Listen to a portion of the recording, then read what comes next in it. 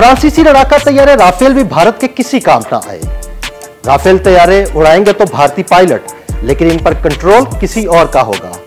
जी हां, फ्रांस की जानिब से भारत को इन तैयारों के सोर्स कोड ना दिए जाने के बाद भारत मुकामी सतह पर तैयार करदा मिसाइल और बम इन तैयारों में नस्ब नहीं कर सकेगा।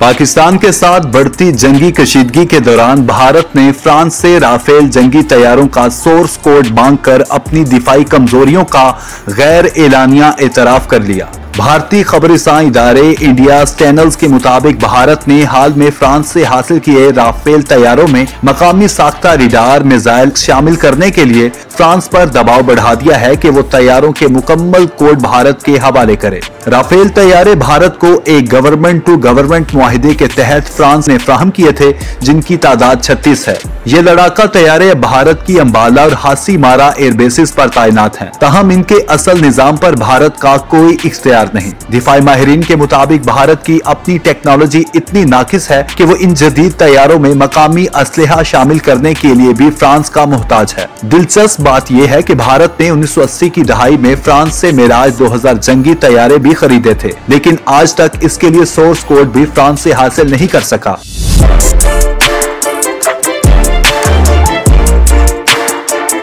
इस वजह से कई भारतीय मिसाइल सिस्टम्स इन तैयारों के साथ हम आहंग नहीं हो सके।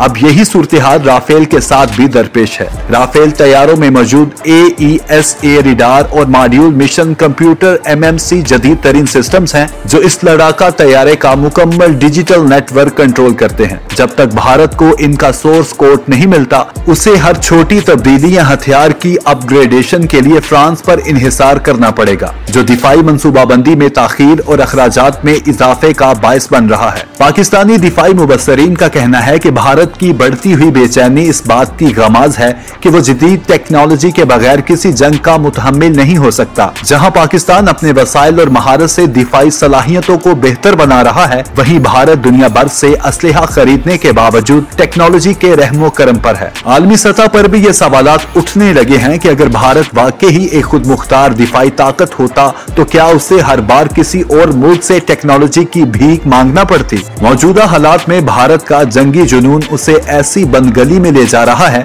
जहां सिर्फ हथियारों की नुमाइश रह जाती है, असल ताकत का कोई सबूत नहीं।